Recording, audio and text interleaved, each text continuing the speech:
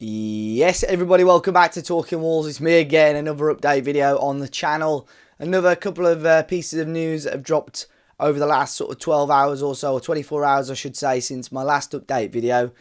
So we're going to jump into those as always. If you've got any thoughts on today's video, let me know in the comment section down below. Let's smash that like button, let's smash another 300 likes and subscribe to the channel as well. But we had a big update today on Fer Lopez, the young Spanish attacking midfielder that I spoke about yesterday, and it seems like it has advanced now, with top-end journalists suggesting that Wolves have now agreed terms with the representatives of Fer Lopez. Like I said yesterday, it seems a fairly straightforward deal to do. If it's a player that Wolves want, he's under the Gestifute stable, so Jorge Mendes and his clan look after Fer Lopez and his interests. And interestingly, actually last night, probably just after I uploaded the video, Fer Lopez had uploaded on his Instagram page a photo of him on holiday with three of his friends, one of them being Jørgen Strand Larsen. So Agent Jørgen has been doing his work. There was another picture then uploaded of them as well on holiday together. So it seems like Jørgen is putting in a good word for us, thankfully. But yeah, Fabrizio Romano, Matteo Moretto, some of the top-end journalists have suggested that personal terms are now agreed between the two parties. And now really Wolves have just got to try and get a full agreement along with Celta Vigo now. Fees haven't really been discussed as of yet. Like I mentioned yesterday, there's a release clause of about 40 million euros, which I don't think Wolves will activate. So in my opinion, you're probably looking towards 20 to 25 million for this deal. Liam Keane has reported today as well that this isn't expected to be a direct replacement for Matheus Cunha, which again I alluded to yesterday. Alex Crook, who, to be fair to him, was one of the first in breaking this news, suggested that it was going to be the Cunha replacement. But like I said yesterday, I didn't think that was going to be the case. He's a left-footed player, attacking midfielder, fantastic on the ball. Probably more of a player to replace Pablo Sarabia long term, to be completely honest.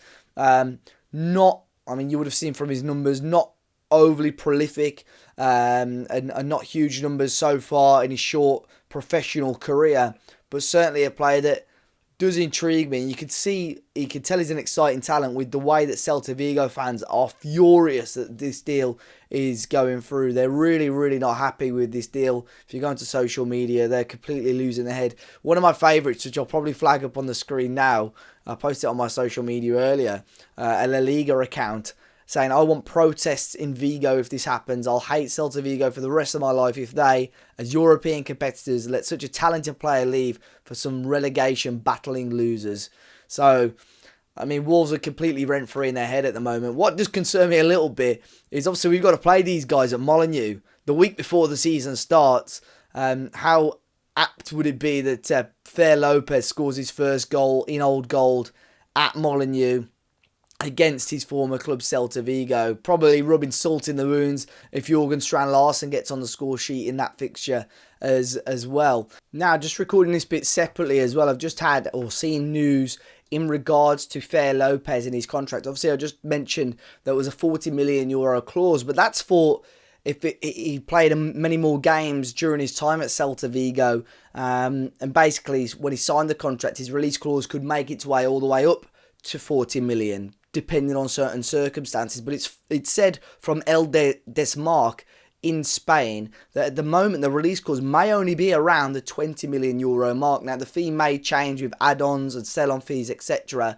But there is a chance that Wolves could get this deal done for around that 20 mil mark, which is, just over 15 million pounds, which is, sounds and looks like a pretty decent piece of business for Wolves. But yeah, interesting. We'll obviously learn more about the player as closer the deal gets. I did read up a little bit earlier on that Celta Vigo do tend to have one fairly decent sized sale before July kicks on as well, just to help them balance their books a little bit, like they did with Jørgen Strand Larsen, albeit that was a loan with an obligation. They lost one or two of us, I think, last summer. But this could mean that, I know I've mentioned and said probably wait until July. Fer Lopez could be a deal that Celta Vigo, if there is an agreement, try and get pushed forward, so it is going to be in the next couple of weeks or so. A player, interestingly enough, actually spent a little bit of time in England. He had about 6 months in the middle of his teenage years, 6 months in England. He was playing for or helping out like a non-league side there. But in terms of his English and English speaking, it's meant to be pretty good. But this ticks a few boxes for Wolves. Starting to excite me a little bit. It's so funny in football where there's somebody that you've barely heard of just a week ago, and now you're interested in everything in the transfer market can all of a sudden become a light. But Fer Lopez to Wolves looks like a deal now is very, very close. And of course, when that is signed, sealed and delivered, and we've obviously got a fee and so on, I'll update you guys. Another interesting piece of news that dropped this morning in Portugal regarding Vitor Pereira. Now, Correio de Manha, who tend to be a fairly reputable source in Portugal, have suggested that Benfica, and in particular their director Rui Costa, the former Portuguese legend, is targeting Vitor Pereira as his number one choice to take over from former Wolves head coach Bruno Lage at Benfica. And now they've got the Club World Cup coming up. It's actually starting on Monday, I believe, for Benfica. And their full focus is on that. And it's thought that Benfica really need a promising campaign in that for Bruno Lage to have any chance of keeping his job. So Vitor Pereira has been pushed forward really as one of the ideal candidates. No one else in Portugal seemed to jump on this news. And Benfica and Rui Costa had a press conference this afternoon.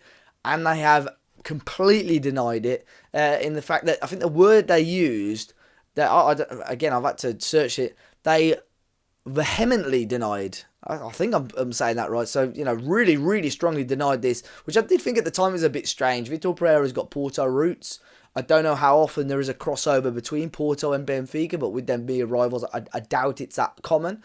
But they vehemently denied the rumour from earlier today, suggesting that they were targeting Vitor Pereira. They're not considering anybody else to fill the role that Bruno Lage is doing at the moment. They've said anything that was out in the press today was completely false information regarding that. So it sounds like for now, Vitor Pereira is staying put at Molineux, which, I would hope so anyway, with Wolves seeming to back him or seeming to give him a little bit more control.